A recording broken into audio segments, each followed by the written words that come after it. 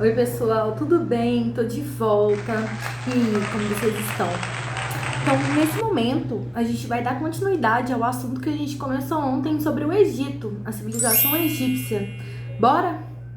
No último vídeo, eu cheguei a tocar no assunto com vocês sobre a escrita hieroglífica. A gente passei brevemente sobre a questão e agora eu vou falar com vocês um pouquinho sobre as escritas do Antigo Egito. No primeiro momento, nós temos 3 tipos de escrita na civilização, para resumir, na civilização egípcia. A gente tem a escrita hieroglífica, a escrita hierática e a escrita demótica, onde cada uma delas é utilizada.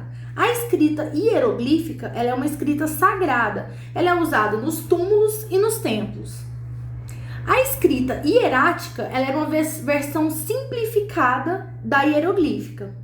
E a gente tem a escrita demótica. A escrita demótica era utilizada pelos escribas em outros assuntos que não fossem os assuntos religiosos. Nós vimos no vídeo anterior sobre a questão da unificação entre o Alto e o Baixo Egito. Quando Menes, em 3200 a.C., unificou esses dois territórios, começou ali o período dinástico. Ai, Senhor. No vídeo anterior, nós falamos sobre a questão da unificação. Quando o primeiro faraó, que foi Menes, ele unificou os territórios do Baixo e do Alto Egito. Quando ele unifica esses dois territórios, começa o que a gente conhece, como período dinástico. Beleza?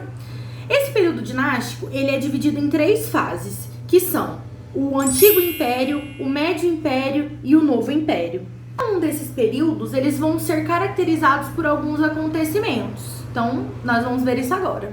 Durante esses 3 períodos, nós vamos ter o auge e o declínio da civilização egípcia. Então, nós vamos começar com o Antigo Império. Esse período, ele vai durar entre 3200 a.C., com a unificação do Menes, e vai até entre 2300 anos antes de Cristo. A capital do Egito durante esse período do Antigo Império vai ser em Tinis. O poder vai ser absoluto nas mãos do faraó. E durante esse período, a gente vai conhecer o apogeu da civilização egípcia, com as expedições de exploração mineral das minas do Sinai e do Mar Vermelho.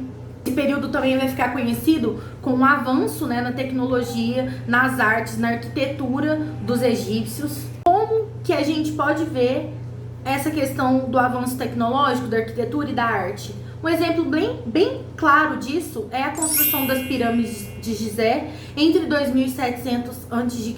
e 2600 a.C. Aí vão ser construídas as pirâmides de Gizé, que é Quéops, Quefren e Miquerinos. Então, durante o Antigo Império, o Egito vai conhecer, a civilização egípcia vai conhecer o seu apogeu, mas ela também vai começar a passar por alguns problemas no final aí desse período. Porque os nomarcas, que eram governantes regionais na civilização egípcia, eles começam a questionar o poder dos faraós, fazendo com que esse poder seja enfraquecido. O que nos leva ao Médio Império. Quais são as características do Médio Império? A recuperação do poder dos faraós, que os príncipes tebanos, eles derrotam os nomarcas e recuperam o poder dos faraós. A capital do Egito passa a ser em Tebas. Tudo acontece mais ou menos entre 2000 anos antes de Cristo. Outra característica muito importante desse período é a conquista da Núbia e da Palestina pelos egípcios. Ao final do período do Médio Império, a gente tem alguns povos vindos da Ásia tomando o poder, invadindo o Egito, tomando o poder, eles vão dominar o Egito até basicamente 1580 anos antes de Cristo. E o que nos leva ao Novo Império. O Novo Império, ele começa aproximadamente 1580 anos antes de Cristo, com os príncipes de Tebas expulsando os povos ixos que tinham dominado o Egito e restaurando o poder dos faraós. Uma característica muito importante desse período é a tentativa de reforma religiosa proposta por Amenófis IV. Amenófis IV, ele vai unificar todos os deuses na figura do disco solar Atom. aí, com a morte de Amenófis IV, quem assume é o Tutankhamon e em seguida o Ramsés II.